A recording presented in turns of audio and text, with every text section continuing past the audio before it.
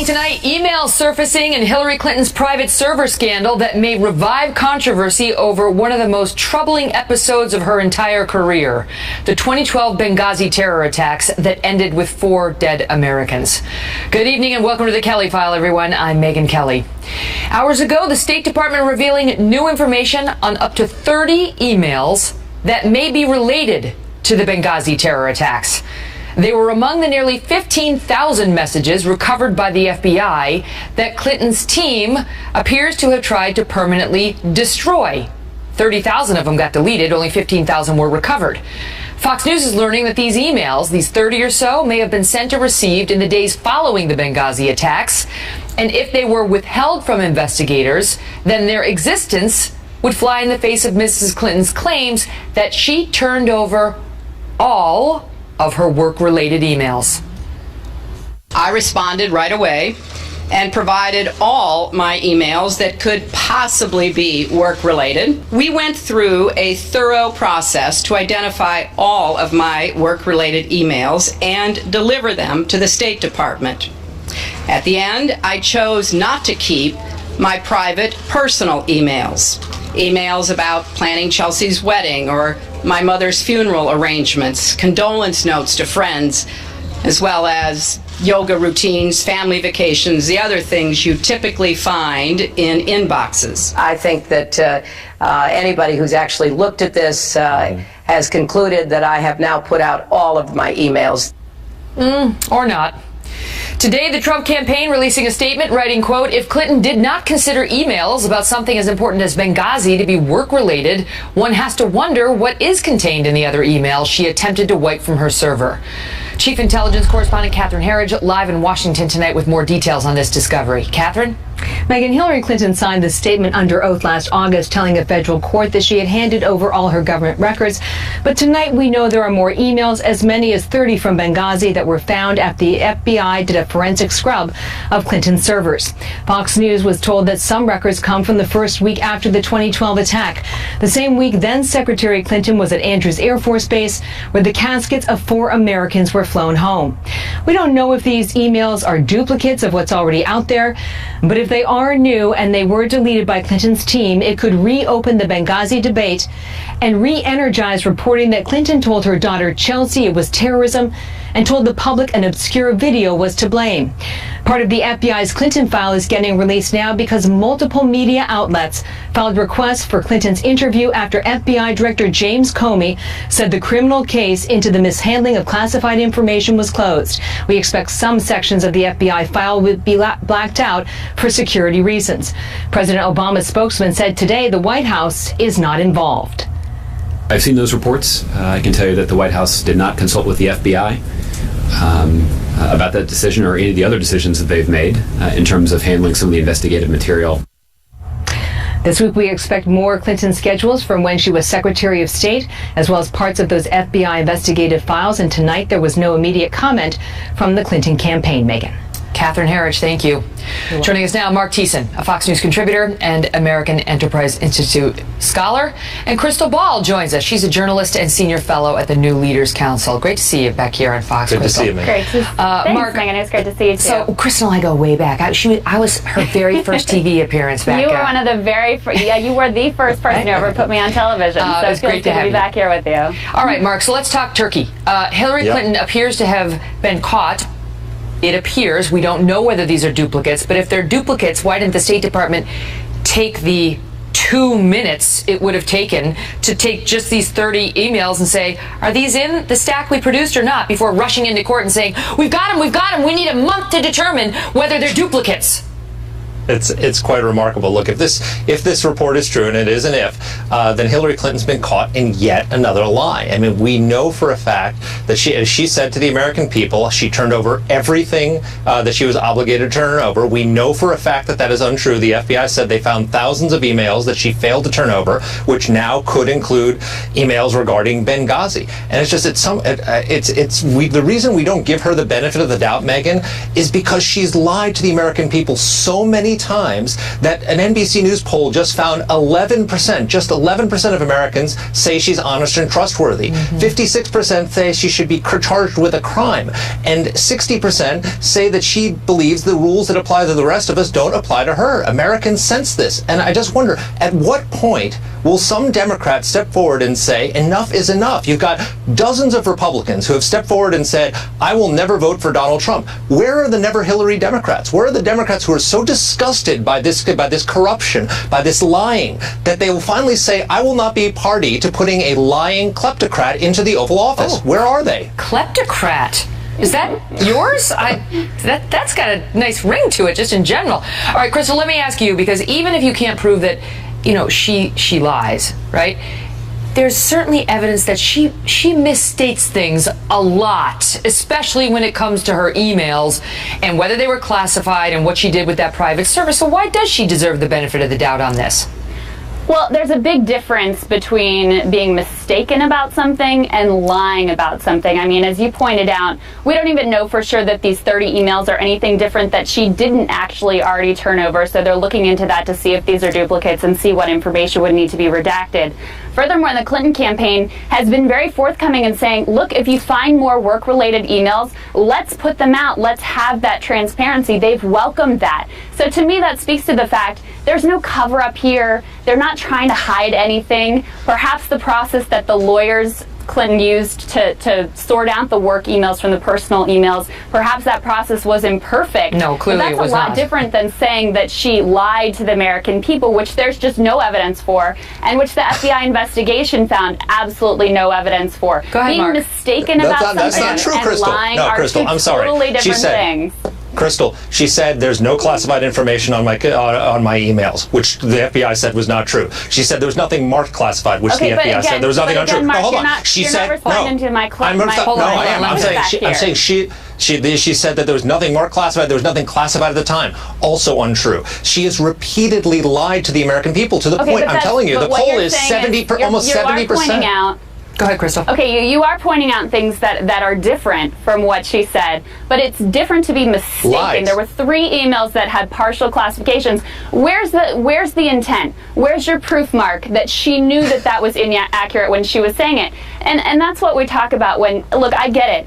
Hillary Clinton has been part of Washington for a long time. People mistrust Washington, and they've had Republican House members and Republicans going after her for years. So of course it's not just about Washington. It's about her. I mean, even the New York Times today came out and said it's an ethical imperative for Hillary and Bill to cut their ties with the Clinton Foundation as a scandal emerges there about whether it was pay to play while she was Secretary of State. This is separate from the emails. And the question is whether it just stinks that the American people look at her and say, you think you're above the rules. Mark, I'll give that one to you. Sure. Well, I mean, look at the Clinton Foundation. We just found out that one of these people that they sought access for, a billionaire donor to the Clinton Foundation, named Gilbert Chagoury, was barred, we just found out today, was barred from entering the United States for terrorist ties. He was convicted of money laundering in Geneva for helping the dictator of Nigeria, together with Mark Rich, plunder the country's oil assets and money launder the money. He was indicted by the Justice Department for a bribery scheme, and the Clinton Foundation not only gave him special access to U.S. officials, but they were actually negotiating with him to try and buy some of his land in Nigeria for a consulate. Wow. I mean, at what point do the Democrats... A lot of information packed in there. When do the Democrats just say, ick, gross, I don't want to be a part of this? Find me one Democrat that's willing to do what the Republicans have done for Donald Trump. I'll give you the last word, Megan, Crystal. there are 2 things here. There's the appearance of impropriety, which I actually agree with the New York Times. I think they need to stop taking money from foreign donors, from corporations. They should go ahead and do that now and make it clear and be strong with that when she is the next president of the United States. But there's the actual allegation that there was pay for play, and there's just no evidence. The best that they've been able to come up with is that someone got a better seating assignment at a State Department function. That's hardly a scandal. So I think we've got to talk about the substance here, and the reality is that people are never. No one's saying it was a scandal that they got better seating arrangement. But It was there's just no evidence that it was pay for play. It was like, it felt like a lovey-dovey, like, I don't know. There's no end to her power. Could she get me into the Polo Lounge here in New York? So many coincidences, I know the Megan. wrong So many coincidences. I It's amazing. I feel like you could get in on your own. Kleptocrat. Great to see you. Great to see you. Breaking tonight, a pair of senators fighting to survive key primaries, and we have new race results for Marco Rubio and John McCain. Next. Plus, Pastor Mark Burns touched off a firestorm yesterday with a tweet about Hillary Clinton, and he tonight is creating new controversy with his follow-up. He's next. And then a bogus article about me trends on a social media website with more than 1 billion users. They said I got fired. What? This is really going to upset Nana, who does believe everything she hears. Although she doesn't go on Facebook. Should I sue my friends at Facebook? We have an update in this case. Stay tuned.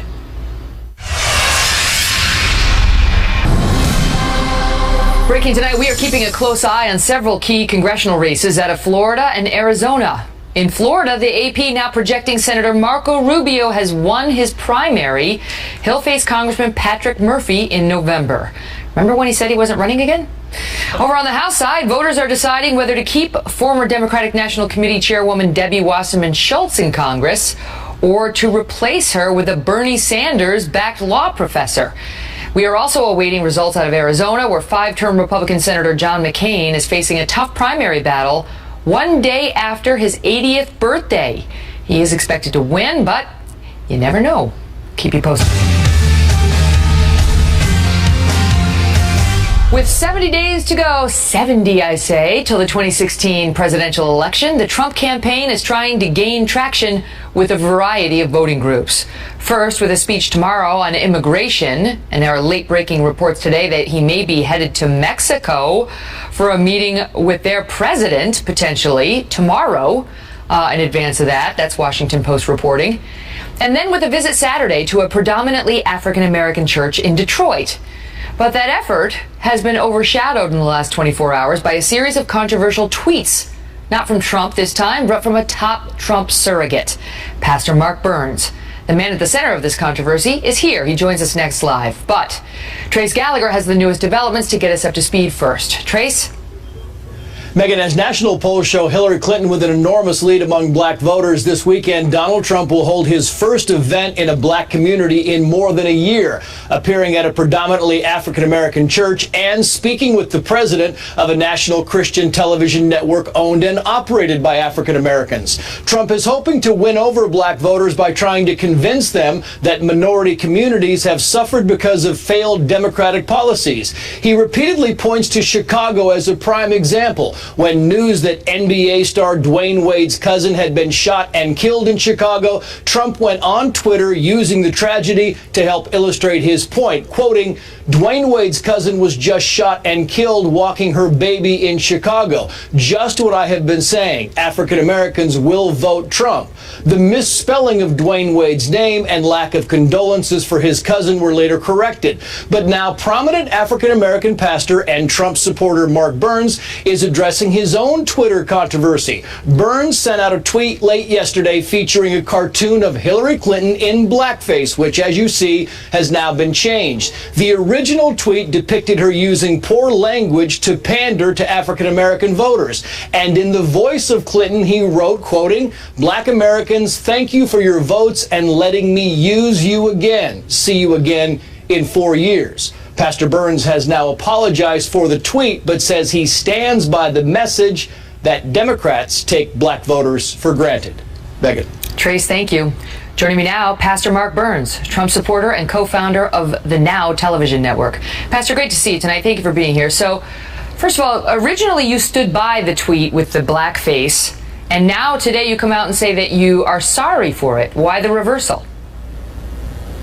Well, Megan, I apologize for the offense of the blackface.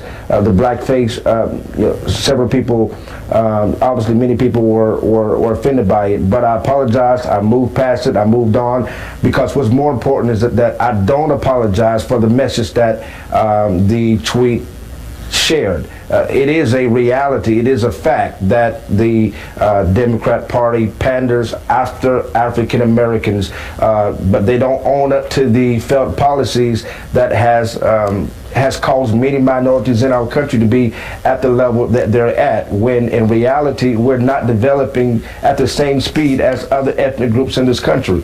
I mean, we've heard the reports over and over again that 54% up on food stamps, welfare is still at a high rate, home ownership is at a low. These are the effects of a Democrat Party failed policies, and somebody's got to stand up and say, listen, Hillary Clinton, we see what you do with your Southern twang and your pretending that you know these songs to church music, congregational songs, and you come in with your hot sauce comments, and you will do and say and manipulate your way to whatever you want to be in order just to win the votes.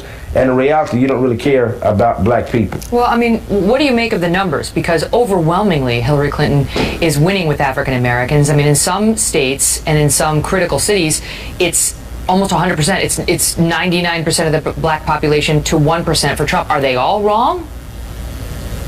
Well, there's several factors, Megan. For one, I mean, let's just be real. Number one, the Republican Party en masse hasn't, what I believe, done a really good job in reaching out to African Americans or minorities, which that's a whole nother conversation by itself, because to be honest with you, there's no such thing as an African American community. That is PC and the political correctness at the highest caliber. I mean, our politicians are darned if they do or they darned if they don't.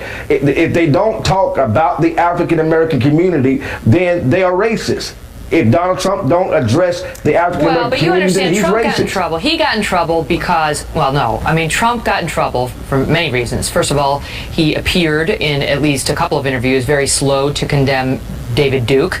And then most recently, he sent out that tweet in the wake of Dwayne Wade's family member, his cousin, being murdered, without even a condolence remark. He instantly politicized it, was the charge. And so that enraged many African Americans. It hasn't all been, it's a Republican, we're against him.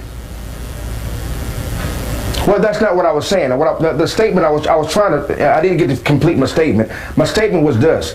In our political climate, number one, Donald Trump is darned if you don't reach out to the African American community, and he's darned if he do reaches out to the African American community. When in reality, there is no such thing as the African American community, because this political PC world that we live in is almost as though we are putting all African Americans in one hurdle, one cattle herd, and so when you speak to one group, you speak to us all. Well, that's not the case. One quick question before I let you go, Pastor. I got to ask you one other question, because you sent out another tweet it turned out to be a fake picture of Hillary and Bill. In this one, they were at some sort of a costume party, and it showed her in blackface. It turned out it wasn't them. It was a fake picture, and I think you've acknowledged that now. I mean, do you need to be more careful in your messaging and with the Twitter? Well, my message still stands. I still stand by. I mean, of course, obviously, that turned out to be a false picture, but hey, people do make mistakes, like Facebook. They're doing it to you right now. They're doing it to you right now on Facebook. You know what? You're doing the false this. Report. But you're doing this. But the point. I have Facebook here. I have you. But the point that I'm making is, people make mistakes. But the point is, the message is still true. I'm standing behind my message. I'm not apologizing for that. Somebody got to speak up and tell the truth. It's going to be me. It's great to see you. Thanks for being here. Thank you, Megan. We will get to Facebook in a minute. Fired. Have you heard anything? Like my security card is still working, which is usually the way right? I'm in. We also have breaking news tonight on singer Chris Brown. Remember this guy who assaulted his then girlfriend Rihanna? Now he's had an angry standoff with the police that just ended a short time ago, and we have the resolution. Plus, with the issue of race and policing exploding again this week, we will speak next with the man known as America's top cop, NYPD Commissioner Bill Bratton. Honored to have him here tonight. And then with the man who is becoming a leading voice on this issue, Sheriff David Clark will share his thoughts as well. He may not agree. We'll find out. Plus, Rush Limbaugh finds himself caught in some fierce crossfire for what he didn't say about Donald Trump, and Brent Bizzell is here on the fallout. I never took him seriously on this. But 30 million, or 15 or 10 million, 10 million people did. Yeah, and they still don't care. Then my point, they still don't care. They're going to stick with him no matter what.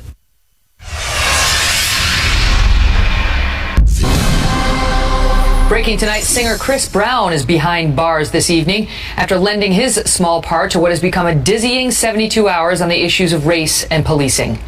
It began with 49ers quarterback Colin Kaepernick. I'm sorry, I don't follow sports. Kaepernick. It's tough. Refusing to stand for the Pledge of Allegiance this week and suggesting he won't show pride for a country that oppresses people of color. Then Beyonce decided to invite the so-called Mothers of the Movement to MTV's annual awards show on Sunday, including the mother of Michael Brown. A young day, Chris Brown became a story after allegedly threatening a woman with a handgun. In the middle of a standoff with police, he shared this charming message with the world. And it's always gonna be the police. Black Lives Matter. Y'all the worst gang in the world, the police. And I said it. You. Right back to you, said the authorities, as he's now under arrest. In moments, we're going to be joined by NYPD Police Commissioner Bill Bratton for the first time in the Kelly File. Second time, right? And Milwaukee County Sheriff David Clark is here to weigh in after that. Trace Gallagher, meantime, is live in our West Coast newsroom with an update. Trace? Megan, from the time he was a Boston beat cop, Bill Bratton has been immersed in the issue of race and policing. In 1976, Bratton won the Medal of Valor after showing up at a bank robbery in the mostly white area of South Boston and confronting a black man with a gun to the head of a white woman. Bratton pushed his way through an angry crowd and by lowering his weapon convinced the gunman to lower his. In the 1990s, as New York Police Commissioner, Bill Bratton was nationally recognized for helping drive down the New York City crime rate. Bratton also led departments in Boston and Los Angeles, but shortly after Bratton began his second tenure as New York Police Commissioner, Eric Garner, a heavyset African-American man, was accused of resisting arrest and was placed in what appeared to be a chokehold by two New York City police officers.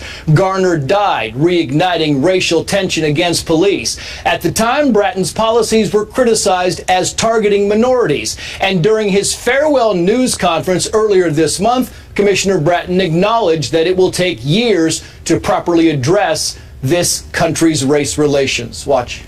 The issue of race and community relations. We're on a journey, but it's not a journey unique to New York City. That's a crisis in America at this moment. The national election is revolving around it. In just the 4 weeks since the commissioner made those comments, the issue of race and policing has become even more prominent in the presidential election. Here's Donald Trump being asked about Colin Kaepernick's decision to sit during the national anthem. I think it's personally not a good thing. I think it's a terrible thing. And, he'll maybe he should find a country that works better for him. Let him try. It won't happen.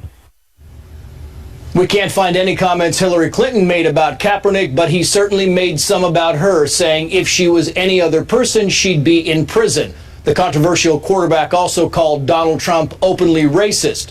Commissioner Bratton says he'd like more time to address the issue of community and race, though he steps down next month. Megan. Trace, thank you. Joining me now, NYPD Commissioner Bill Bratton. Great to see you, Commissioner. Thanks for being here. Great to be here.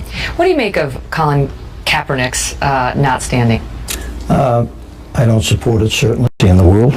We should celebrate it. It's not flawless, but that type of disrespect, I think, is very inappropriate, particularly somebody who's being paid $10, $20 million a year to get onto a sports playing field, not an appropriate place to express your concerns. And then you saw it also at the MTV Video Awards with Beyonce, who's got a ton of influence as well, making pretty clear that those were, supposed to be angels shot by police officers, black people shot by police officers, and the advancement of a narrative that the cops are out to get, especially young African-American men in this country.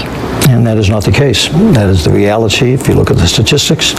But unfortunately, that is the perception advanced by some, embraced by many. and that is at the heart of the current controversy, current crises I referred to in one of the clips earlier. I've been in this business for 45 years. This issue has permeated police and the community relations for all those 45 years. Situation was much worse back in 1970 when I entered policing in Boston.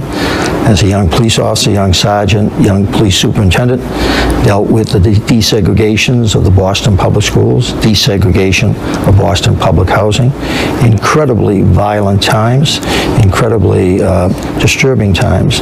What we're dealing with currently is a continuation of that, but we've made a lot of progress that we focus on the issues. But we've made a lot of progress. People look at Chicago. I mean, and you are credited by many, including Time Magazine, with cleaning up New York City. You and Rudy Giuliani. He's a big Trump supporter. You don't want to get political, which I understand, but you have been critical of Donald Trump publicly, and one of the things that you did is clean up the crime in this city, the violent crime in New York. And when you came back to New York, you've done it again. The crime numbers are going the right direction.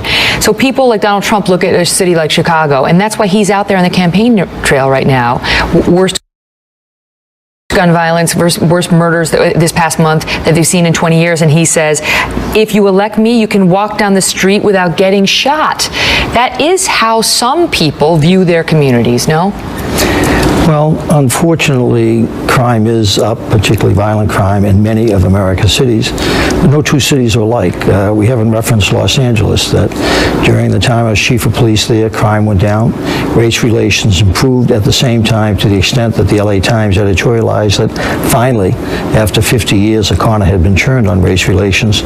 So you can have reduced crime, and you can have improved racial relations. What's the key? I mean, we've got limited time, but if you had to narrow it down to one key thing, what is it?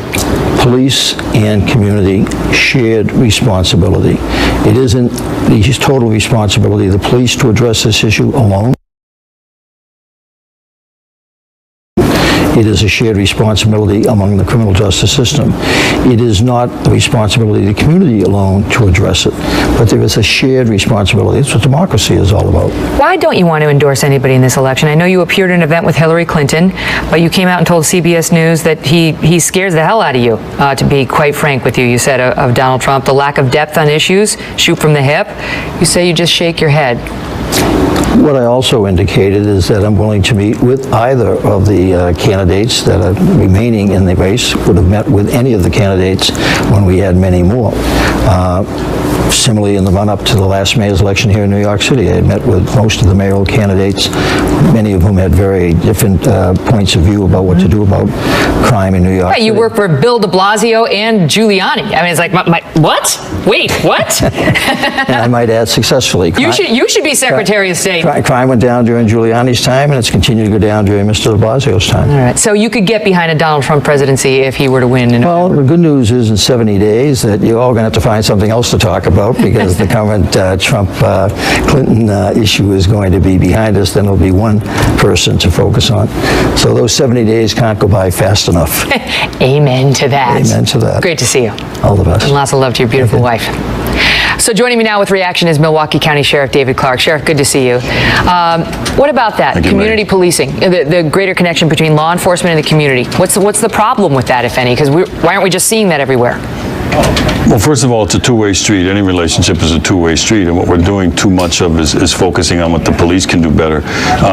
Everybody can always do better, and I try to do that with my organization every day. I tell them, I need your best, we can get better, but nobody focuses on some of the things that are happening within the community. Why is it that young black males don't respect authority? Why is it that so many young black males will not comply with the law enforcement officers' lawful commands to take them into custody or leave an area? Okay, but you know what the answer to that is. The answer to that is, when you hear this often from many in the African American community, if there is a community, our last guest was saying you can't say that, which is, I feel like I'm going to get shot, driving my car down the street. I'll tell you just anecdotally, I have a good friend who's African American, who's an investment banker, and he says he drives his car in his suit in New York City, and is constantly afraid he's going to get pulled over and potentially shot. So you know, it's a large issue faced by many African American men, as you know. Megan, you're cutting in and out. I'm getting bad audio feed here. Sorry, it's not Sheriff. the first time it's happened here. Sorry, I hope you can hear me now. My point was simply that it is a real fear, and it's a real fear by many African American men in particular. Megan, I'm only hearing every other word. I got a bad audio feed here. Oh, I'm sorry, Sheriff. My apologies to the audience and to Sheriff Clark, whose opinion we wanted to hear. But I still have Commissioner Bratton here. I'm going to use my minute. What do you say to that? You know, the genuine fear that men in particular of color have that they're going to get hurt by the police. Whether it's a perception, whether it's a reality, it's still something that has to be addressed. In New York City, that we have really sought to, particularly over these last several years, address it in a lot of different ways, and doing it with some success. That in this city of 36,000 police officers, my officers last year fired their firearms a total of 65 times. Wow. In a city of 8.5 million people. Wow.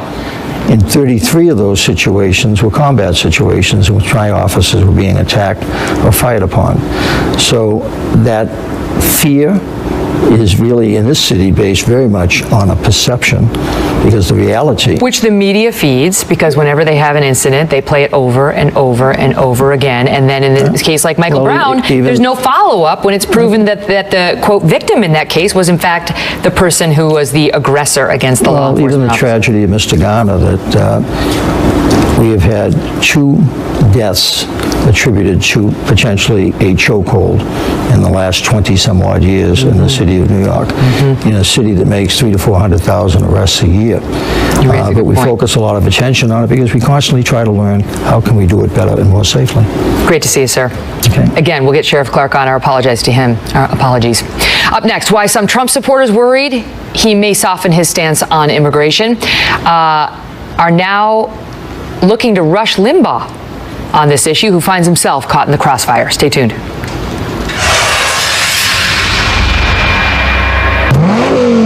Developing tonight, we are less than 24 hours away now from a major speech by Donald Trump that will outline his stance on immigration. In recent days, Mr. Trump has been accused of flip-flopping. He himself said there may be a softening, and the anger over that possibility has spilled over onto the Rush Limbaugh radio broadcast. Listen. And I just distinctly heard you say it's not considered a flip-flop. And I just want to tell you, you're doing a disservice to all of us Republican primary voters who didn't vote for Trump, that are struggling with whether or not to vote for Trump. Well, in the first place, I don't think Trump has actually changed that much from what he said. And I'm also not aware that he told every Republican they had to agree with him or else. With all due respect, Rush, on Chuck Todd's show, he specifically said, when asked the question, you mean you're going to rip the families apart? He said, no, I'm not going to rip the families apart. They all have to go, even the U.S. citizen children. You were watching the debates as well as the rest of us were. You know exactly what he said, and you know exactly the way he ridiculed everybody on that stage. Yeah. Well, I guess the difference is, or not the difference, I guess the thing is, this is going to enrage you. You know, I could choose a path here to try to mollify you, but I never took him seriously on this. But 30 million, or 15 or 10 million, 10 million people did. Yeah, and they still don't care. My point, they still don't care. They're going to stick with him no matter what. But this is why Trump is going to get annihilated. Because nobody called him out early on about his absurd policies. Yes, they did. For crying out loud, 15 candidates called him out. Everybody was calling him out. Everybody was calling him an idiot. Except, unfortunately, the number one place where Republican primary voters get their news. And then he seemed to imply that he was talking about Fox News. Brent Bizzell is president of the Media Research Center. Brent, good to see you. Although it was, hi, Megan. You know, Rush was confused about what he meant there. But listen, there's been a lot of finger pointing, right, in the GOP, and a lot of what feels like a civil war between the people who support Trump in the party and the people who don't. And that was just a reflection of some of that. Your thoughts? Exactly. This isn't about Rush. This is about the fractured nature of the Republican Party and the fractured nature of the conservative movement. Look, anything Rush says is going to trigger a reaction from someone calling himself a conservative, saying that Rush Limbaugh has betrayed the conservative movement. This is the nature of politics this year. That caller, if Rush were that impactful in this crazy year, when Rush Limbaugh said that Ted Cruz was the single most conservative candidate in the race, then Ted Cruz would have won the nomination. Look, the Trump people, Rush is absolutely right, the Trump people are lockstep with Trump, and the people who aren't with Trump, I think they're going to be with Trump, but right now, like this caller, they're having a very hard time. Rush is caught in the crosshairs. You tell me. I mean, there's no question Rush is incredibly powerful and incredibly successful, but he's not omnipotent, and he's not all, he can't do it all. I know Rush rather well. Back in 2008, he was behind John McCain. Back in 2012, he was behind Mitt Romney. It didn't carry them over the finish line. I think some in the Republican Party want to demonize, let's say, Rush or Hannity or whoever it is for getting behind Trump or not condemning Trump, just the same as it's happening the other way as well. People want to condemn the Never Trumpers for not getting behind a party nominee who's obviously extremely controversial. If Rush were to say something critical about Trump, then there would be the furious backlash in the opposite direction about how he is costing the Republicans the election by going after the nominee. This is what I mean. You can't win this year. It is the craziest year ever. And I think what people have to do is take a deep, deep breath and understand Rush was advocating conservative principles long before any caller was calling him. And he is a broadcaster. I mean, that's what he is at heart. He's not a campaign manager who needs to get a non-Trumper elected. He's a broadcaster. In any event, the recriminations have only just begun. I'm sure we'll be hearing many more of them over the days and weeks to come. So we'll see a lot of Brent, and it's great to see you, as always. Thank you, Megan. Also tonight, a phony article about yours truly manages to climb its way to the top of Facebook's trending feature. Fired! What? So can I sue my friends at Facebook? Iglarsh and Andel are here. The headline read, breaking, Fox News exposes traitor Megyn Kelly. Kicks her out for backing Hillary. Yeah. What? They did this on the very first weekend that Facebook stopped using real live human beings and instead entrusting their trending feature to an algorithm. So, should I sue them? Joining me now, defense attorneys Mark Iglarsh and Andel Brown. So once again, Mark, the rhythm method fails, and they learn the hard way that they should not be entrusting their feature to a bot, right? Right. Yes, and thank you for selecting my law firm to sue Facebook for millions. There's only one problem, Megan. I gotta manage my client here. There's this little thing called actual malice, which public figures like you need to prove. And Nana told me that you are a public figure, and unfortunately, we're not going to be able to win. No. So, Andel, I have no desire to sue Facebook, nor anybody else, because I really don't like lawsuits, which is ironic since I was a lawyer for 9 years, but that's what it does to you. But the problem is that, Facebook and these other online sites that sort of put this stuff out there can really do this to actually a regular person who isn't on TV every night and doesn't have the ability to show people that it's a lie. Absolutely, and the proof is in the programming. It's their program, they're responsible for it, and when you look at the actual malice, you also have to think about a willful disregard for the truth. When you're putting stuff out there and your fact checkers don't check it and it's going around the whole world trending, you're responsible for that. They have to be very careful to make sure this never happens again. Well, I mean, there's so much false stuff on the internet, you can't even begin. It's like somebody else said I donated $70,000 to Hillary. It's like, okay, I've never made a political donation in my life, and I certainly wouldn't be supporting either one of these two people because I am a reporter covering the race. In any event, when I saw that report on Facebook, this is what I looked like. This is what I wanted to do to myself. Watch this. Oh my. Yeah, this is how angry I was. And you tell me, you tell me, Mark, why we are looking at this woman and how this has become a legal matter. Well, Megan, you see, she's apparently alleging that a multimillionaire defendant punched her in the face, right? And he's also alleging that she stole jewels from him. Now, I can only defend her, since I drew the short straw with Andel, on one issue, and that is the stealing of the jewels. And there, I will tell you that before we get to that, Andel, the bottom line is what her boyfriend says is she beat herself up and claimed he did it. This is her doing it to herself. Objection, irrelevant. Every guy's worst fear that someone's gonna, you're gonna get accused of attacking a woman. Nobody ever wants to have that. And now we have this woman beating herself up. Lucky for him, he had a camera and he captured it, and now she's not fooling anybody. No, see, he's not talking about the jewels case, Megan. Yeah. It was either Confucius, Shakespeare, or my friend Donald, who said she who punches herself in face didn't necessarily steal the jewels. It was something like that. Yeah. Great to see you both. Interesting as always. Great to see you, Megan. We'll be right back. Good luck with the suit. Thank you. Finally tonight, the Kelly File is mourning the loss of a friend and frequent guest on our show. Joe Hicks died on Sunday due to surgery complications. He was a brilliant man who so eloquently spoke about race and civil rights. In his early years, he was a member of the Black Power movement, but later he identified as an independent political conservative. Just last month, he was here on the Kelly File raising questions about some aspects of the Black Lives Matter group. Last week, 3 people were walking out of a liquor store in San Bernardino. People are familiar with San Bernardino because that's where the massacre took place. 2 black men and a 9-year-old boy walking out of a liquor store, mowed down by a black suspect. Where was Black Lives Matter? Did you guys mobilize in San Bernardino? Did you guys express? Go ahead, Lauren Shivy. Joe will be missed. Good night.